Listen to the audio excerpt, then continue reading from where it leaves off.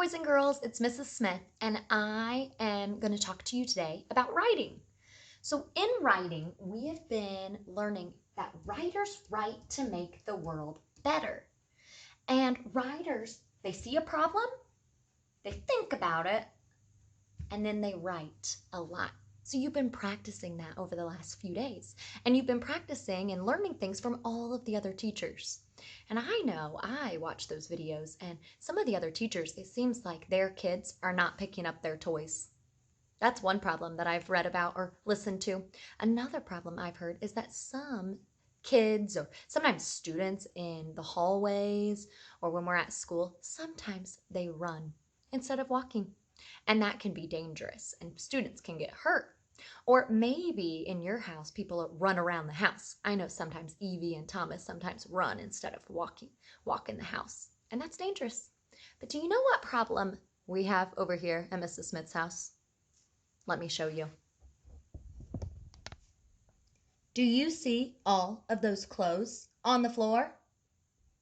All of those clothes. Now, do you guys see this? That is a hamper. But notice all these clothes are not in the hamper. That is a problem. So I saw a problem. The clothes are all over the floor and all over the house, and they are not being put in the hamper. So I decided to think about it and then write a lot. And this is what I have so far. So look at my writing. I have clothes are everywhere. Notice I put that in all capital letters because I wanted the reader to say it really loud. Clothes are everywhere. Clothes are in every room in the house. And you'll see in Evie's room, in Thomas's room, there are socks, there are t-shirts, there are pants. Here's the living room, there's a dress and all these, there's a whole pile. And then look, in the laundry room, there's more clothes all over the floor. So then I wrote, it is a problem because the clothes do not get washed. If the clothes are not in the hamper, look, this hamper is empty. They cannot be washed and dried. Uh-oh, that's a problem. So now what I'm going to do today is I want to keep writing, okay? Because number 3 says write a lot. You want to see a problem, think about the problem, and then write a lot. And just like Mrs. Moore was telling you about how a lot of times you'll have like teachers around you, or you might have mom or dad or grandma, grandpa, brothers, sisters. You might have these people around you, but sometimes they're busy and they can't help us when we're doing our work. And so it's really important that you learn how to write all by yourself without any help. So let's get started. I'm going to put this up here.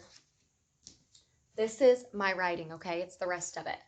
I'm going to keep writing because I am writing a lot. Now, I've already drawn my picture, and I have a hamper here, and I have a shirt, shorts, and I have socks, and I'm showing and I'm pointing at the hamper because I want the clothes to be put inside the hamper. So now I want to write this sentence. I want to write, we need to put our clothes in the hamper, or else we might not have anything to wear. If your clothes do not get washed, you're going to go to your drawer sometimes and open them up, and Evie's not going to have anything in there because nothing got washed. So we have to solve this problem. Let's go ahead and start writing. We need. I heard that E, and I know when I hear E, I know it's a double E, so I put 2 E's there. We need to, snap word, put our, I'm going to try my best, our clothes in the hamper. Hamper, ooh. Hamper is such a hard word. I don't know how to write hamper. I give up. I'm not writing anymore. I can't spell hamper. Is that what we want to do when we get to a word we don't know? Have you ever done that? When you get to a word that you do not know how to spell, I'm going to teach you something. I'm going to teach you how to be how to have word power. Okay? So you know how we have superpowers in reading? Well, guess what? I'm going to teach you how to use this power in writing. So wait 1 second. I got to get ready.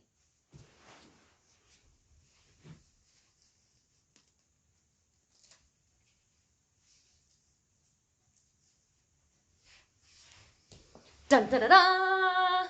I'm back. I'm back. I hope I didn't make you wait too long. Okay, now I have my cape because I'm going to teach you about something called word power. All right, word power is when I use some of these little tips to help me when I get to a word that I do not know how to spell. So the first tip is to stretch. Stretch out the word, listen for what sounds you hear, and write. All right, let's try that. We need to put our clothes in the hamper. Okay, so my next tip is listen for little words. Do we hear any little words in that? Hamper, hamper, hamper, ham, am. Am is a snap word. Do you guys remember that am is a snap word? I hear it in the word hamper, hamper. Okay, so, ooh, I stretched it. I hear that H, so I'm going to put an H. I listened, I wrote the H. Okay, listen for little words. Am. That's where am is. Am. Ham. Per. Now my next trick or my next tip is don't forget the vowel. Remember, in every part of a word there is a vowel. And in this word, hamper, there are two parts. Now I already have my vowel for ham. There's an A right there. Remember, vowels are A, E, I, O, U. Ham already has a vowel. Hamper. And it sounds like p-er.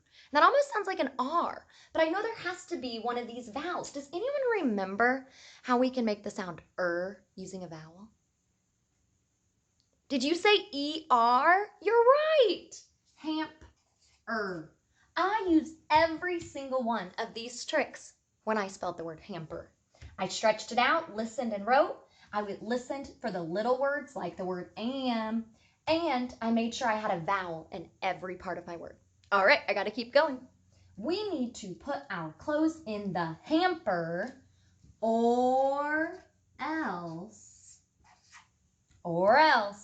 we might, it sounds like that. We might not have, ooh, snap word. No English word ends in V. It's always followed by E. Or we might not have anything, anything. Ooh, good thing we learned those in OG. Anything to wear. Air. I did my best and I was spelling. I made sure I saw a problem, I thought about the problem, and then I tried to write a lot. And when I got to a word I didn't know, I put on my cape. You can put on your pretend cape. And I used word power. Don't forget to stretch out words, listen for little words, and don't forget about the vowel, because you can do it and you don't need anyone to help you. You can do it all on your own. Good luck writing today.